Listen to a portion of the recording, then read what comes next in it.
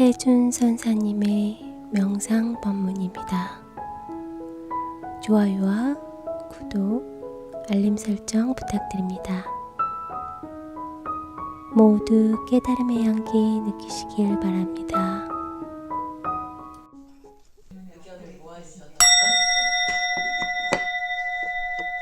스님, 명상심리를 공부한 이후에 상대의 입장이 보여지면서 관계가 원만해지는 효과가 있지만 인간관계에서 다툼을 피할 수는 없는 게 우리의 현실인데 이런 상황에서 다툼과 평화 속에서 내면 갈등이 생기고 빠른 결정과 내 주장을 하지 못하는 것 같아서 고민이 됩니다. 네, 그래요. 일단은 그 사람과 사람 관계 속에서는 서로의 생각이 다를 수 있고 조건이 다를 수 있고 성장 과정, 위치, 공간이 전부 다 다르고 시간대가 다르고 사람이 예를 들면 부부 사는 것도 그렇잖아요. 남녀가 만났을 때는 20평 이상을 갖다가 다른 게 살다가 다른 조건에서 이 환경에서 있다가 둘이 만나면 잘 맞을 리가 있겠어요, 이게? 응? 더군다나 남자 여자라는 것도 다른 건데. 예, 그런데 그걸 어떻게 헤쳐나가느냐, 부닥치면서. 그 헤쳐나가냐, 이 부분은 이제 우리가 할 수 있는 어떤, 숙제라면 숙제를 할 수 있고, 인생 살아가는데 그걸 우리는 고통이라고 볼 수도 있겠죠. 어쨌든. 근데 이제 내가 갖고 있는 것에 대한 것과 상대가 갖고 있는 것에 대해서 서로 부닥친다는 의미는 상대가 부닥치는 것과 내가 부닥치는 것과 한번 생각해 볼 필요가 있어요. 내가 저 사람하고 부닥치고 있는데 내가 부닥치는 것과 저 사람이 부닥치는 것과 우리는 우리가 그래 둘이 있으면 이놈 가만히 있는데 이놈이 와서 탁 부닥치는 경우도 있고 둘이 똑같이 부닥치는 경우도 있고 나는 가만히 있는데 이놈이 와서 부닥치는 경우가 있거든. 근데 상대가 부닥칠 때 어디서 움직이고 어디서 작동이 된 건가 이걸 먼저 잘 보고 간파하셔야 해요. 근데 우리는 내가 갖고 있는 범주 내에 있는 그 프레임 속에서 상대가 부닥친다고 생각하고 그걸 알아주지 않는다고 할 때 상대가 부닥친다고 할 수도 있고 또는 반대로 상대는 또 그걸 보고 또 부닥친다고 할 수도 있겠죠. 그러면 서로 입장과 입장 차이란 이 부분에 대해서는 개인적으로 보면 각자가 옳다고 볼 수 있고 서로 주장할 수 있다는 뜻이거든요. 무슨 얘기냐면 내가 상대가 부닥치고 있다고 생각하는 것처럼 상대도 부닥치고 있다고 생각하는 것은 자유거든요. 내가 스스로 알고 느낄 수 있듯이 그도 느낄 수 있다는 것은 그의 자유거든요, 서로. 근데 그 자유로움을 그대로 잘 어떤 것에 이 정의나 어떤 부분을 한계하는 부분을 묶이지 않는 속박되지 않는 이 부분은 우리는 해탈이라 그래요. 그러니까 우리가 관계 속에 그런 거에 해탈되지 않는다면 괴로움이 되겠죠.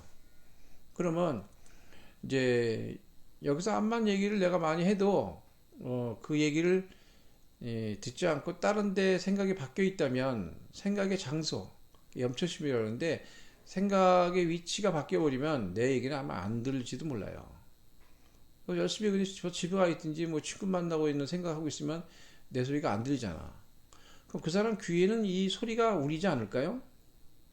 울리겠죠. 예, 울리는데 본인이 접촉을 안 하는 거야.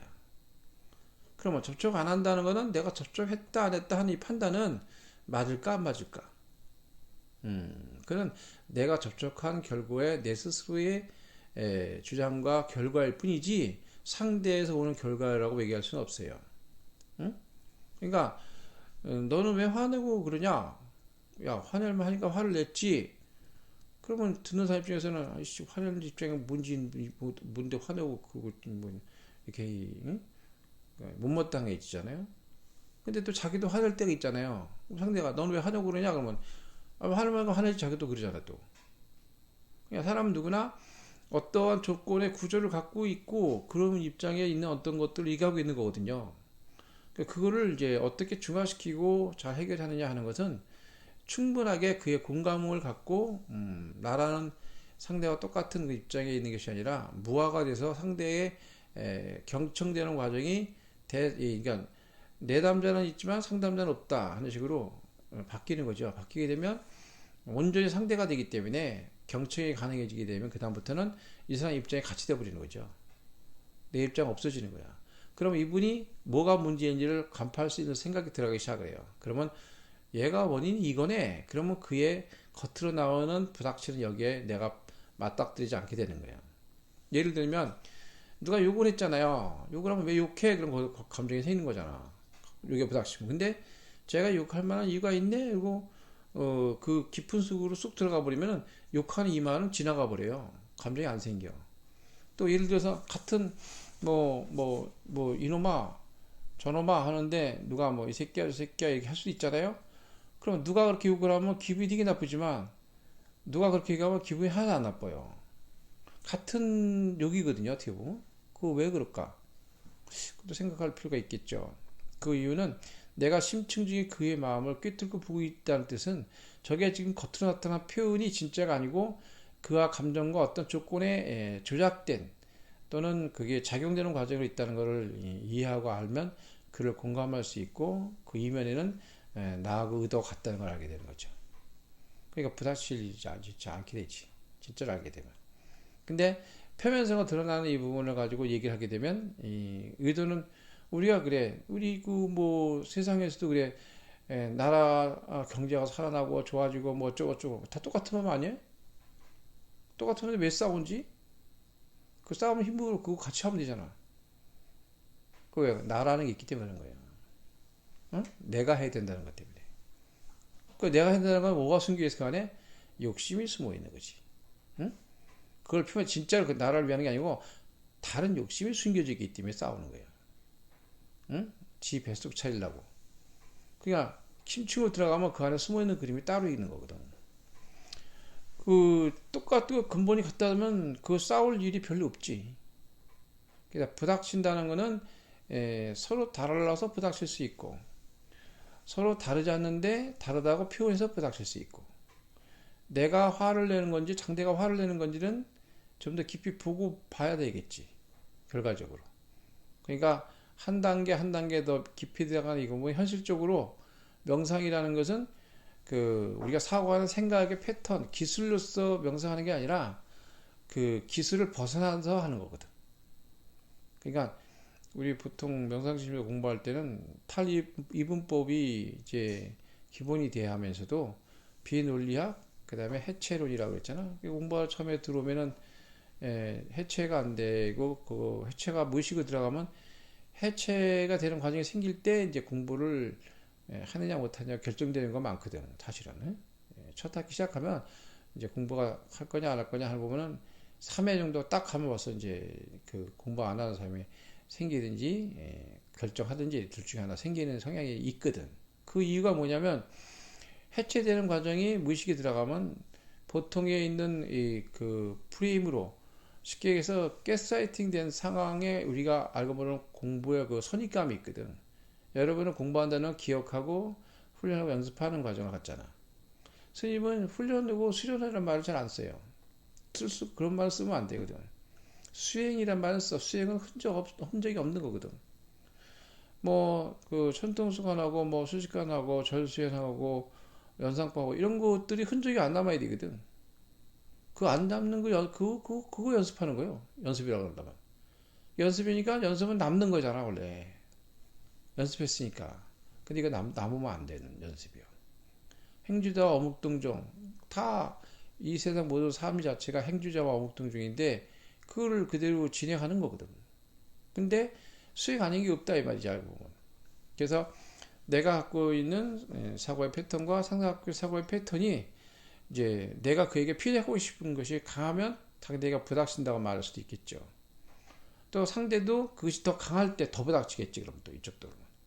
그러면 서로 어떤 입장을 표현하는 이 부분이 어디에 근본을 두고 있는지를 다시 또 접촉해서 이해하고 본다면 그가 예견하는 부분을 다시 100% 온전히 경청이 된다면 여시함을 하게 된다면 그의 주장을 그대로 믿으면서도 내가 하는 얘기를 그에게 할 수 있도록 하는 방법을 알게 되지. 결국에 상대가 주장한 대로 해줬지만 결국에는 그것은 내가 한 대로 하게 된 거라는 걸 알게 된 거예요. 그러니까 우리 이런 말이 있어요. 말을 해서는 이기는 자는 진정한 승리자가 아니다. 말을 해서 지는 자가 그는 승리자다 그랬어요. 응? 말은 개념과 앞에 있는 것 갖고 스스로의 공포와 두려움과 방어기를 쓰는 것이기 때문에 진실하고 접촉하기가 어려워지는 거예요. 근데 그것을 상대를 말할 때 언성이 높아지거나 자기를 주장하는 것은 화내는 거거든. 사실은 화내는 것은 겁을 먹었고 그의 약한 점을 다른 걸로 자신을 숨기는 과정이 생기지만 이기고 힘이 있는 자는 그럴 필요가 없거든. 그러지 않아도 다 됐는데 뭐. 그리고 예를 들어서 뭐 화를 낸다 그러면 뭐라 그래요? 화를 낸다 그러면 화가 24시간 화낼 수는 없잖아요. 가만히 기다리고 있으면 언젠가는 화 안 내요. 그러니까 우리는 그 엔트로피라는 물리학에서 말하는 것 같이 선에서는 이제 마음법 규율이라는 말을 쓰는데 40가지 법이 하나로 돌아간다. 그러니까 물이 끓으면 도로 식잖아요. 본래로 돌아가려는 성향이 있잖아. 그러니까 우리는 생각 안에 마음을 본다는 것도 생각이 쉬면 본래 돌아가는 온 자리 붓다로 돌아간다. 응? 그게 여기를 공부해야지. 수단적인 요인에 그것을 상대로 제압하고 내가 공부가 됐다 안 됐다 기타 뭐 이렇게 뭐 평균하지 이런 부분을 얘기할 수는 있지만 아상적으로 갖게 되면 문제가 되는 거예요. 응? 그러면 이제 인간에게는 나르시즘적인 게 누구나 조금씩은 다 가지고 있지만 심하면 문제가 되는 거지. 응? 자기 몇 개 모르는 것이 돼버리고 공감력이 완전히 상실해버리고 모든 얘기는 그쪽으로 하는 거지. 그럼 사람이 교육되고 훈련되는 과정에 있어서 미리 선별적으로 상대를 깨스락시키는 법을 철저하게 익히는 사람들이 되게 아주 나르시즘 심한 사람들은 미리 다 얘기해가지고 사람들한테 그걸 못 가게 만들어 버리거든. 그러면 그 행동 방향이 그 사람한테는 어려워지게 되고 나중에 그 사람이 하도 그렇게 얘기하면 진짜 같이 느껴지게 돼 버리는 거지. 그러니까 우리가 내가 갖고 있는 어떠한 사고의 패턴이 상대에게 필익이 된다는 이 부분에 대해서는 뭐 상대가 똑같은 입장이라고 본다면 어떤 사람이 그걸 진짜로 피력할 수 있을까? 예? 그 얘기를 받아들일 때 필력이 된다. 사실은. 예? 그는 받아들여 필력이 된 이 과정이 다시 중화되면서 여기서 다시 그 얘기에 돌아가기 때문에 그런 거예요.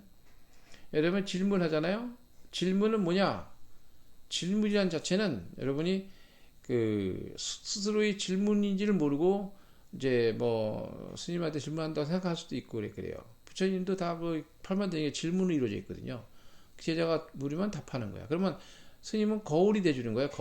거울이 되면 상대의 질문이 상대에게 되돌아가요. 되돌아가면 원인을 제공했던 질문이니까 돌아가면 다시 자신에게 다시 이게 울림이 되면서 스스로 답을 얻게 되는 성향이 생기는 이유가 거기에 있는 거예요.